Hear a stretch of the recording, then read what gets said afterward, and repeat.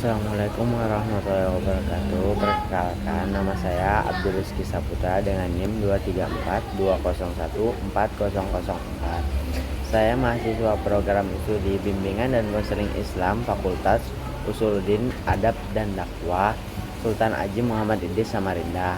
Saya akan menjelaskan sedikit tentang psikologi perkembangan. Yang pertama adalah pengertian perkembangan.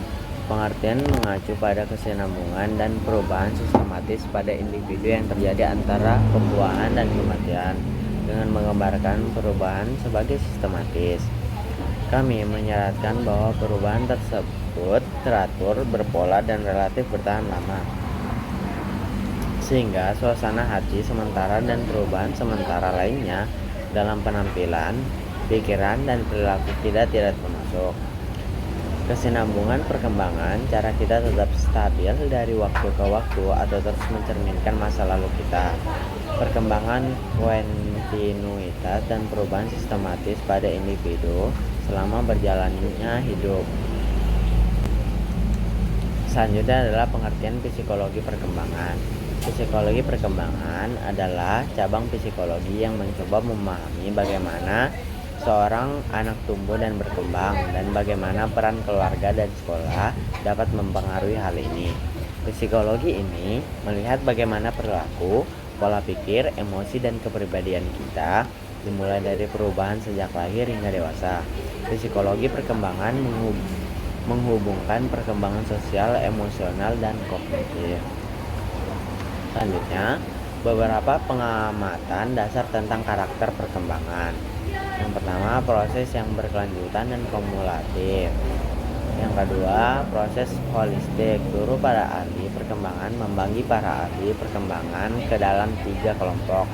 Kelompok pertama, mereka yang mempelajari pertumbuhan dan perkembangan fisik termasuk perubahan tumbuh dan urutan keterampilan motorik. Kelompok kedua, mereka yang mempelajari aspek kognitif perkembangan termasuk persepsi bahasa, pembelajaran, dan berpikir.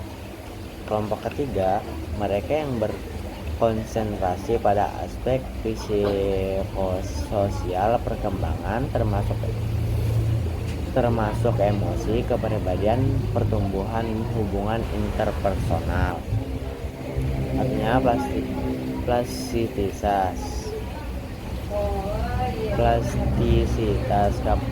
kapasitas untuk berubah keadaan perkembangan yang berpotensi dibentuk oleh pengalaman, konteks sejarah atau budaya. Tidak ada satu potret perkembangan yang akurat untuk semua budaya, kelas sosial, atau kelompok ras dan etis. Setiap budaya, subkultur, dan kelas sosial mewariskan pola kepercayaan, nilai, adat istiadat, dan keterampilan tertentu kepada generasi mudanya. Dan isi sosial budaya ini memiliki pengaruh kuat pada atribut dan kompetensi yang ditunjuk individu. Perkembangan juga dipengaruhi oleh perubahan masyarakat, peristiwa sejarah seperti perang, terobosan teknologi seperti perkembangan internet, dan penyebab sosial. Seperti generasi berkembang dengan cara sendiri dan tiap generasi mengubah dunia untuk generasi berikutnya. Berikutnya adalah metode penelitian dalam perkembangan anak dan remaja. Metode ilmiah menggunakan metode objektif dan dapat ditiru untuk mengumpulkan data dengan tujuan menguji teori atau hipotesis. Metode ini mengharuskan penelitian untuk bersikap objektif dan membiarkan data mereka menentukan manfaat pemikiran mereka. Selanjutnya, pengumpulan data, strategi dasar pencarian fakta. Pengukuran yang berguna secara ilmiah harus selalu menunjukkan 2 kualitas penting, keandalan dan validitas.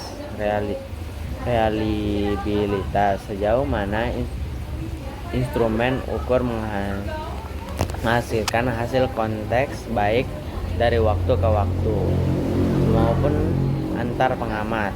Validitas, sejauh mana instrumen ukur secara akurat mencerminkan apa yang ingin diukur oleh peneliti. Metode laporan diri.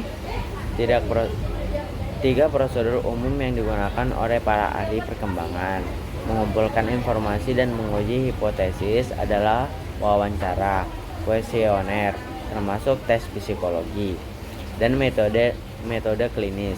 Meskipun pendekatan ini merupakan karena masing-masing permintaan peserta untuk menjawab pertanyaan yang diajukan oleh peneliti. Pendekatan ini berbeda dalam sejauh mana peneliti memperlakukan peserta secara sama. Selanjutnya, metodologi observasi. Seringkali penelitian lebih suka mengamati perilaku orang secara langsung daripada mengajukan pertanyaan kepada mereka. Selanjutnya, studi kasus.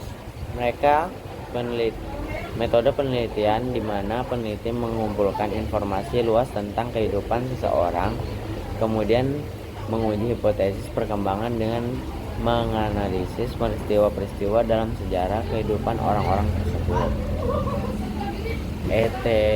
Etnografi, metode di mana penelitian merupakan memahami nilai-nilai, tradisi, dan proses sosial unik dari suatu budaya atau subkultur dengan cara tinggal bersama para anggotanya dan melakukan pengamatan dengan cara ekstensif. Metode psikofisiologis, metode yang mengukur hubungan antara proses psikologis dan aspek perilaku atau perkembangan fisik, kognitif, sosial, dan emosional. Oke, mungkin sekian dari penjabaran materi tersebut. Saya Abdul Rizky Saputra mengundurkan diri. Wassalamualaikum warahmatullahi wabarakatuh. Terima kasih teman-teman.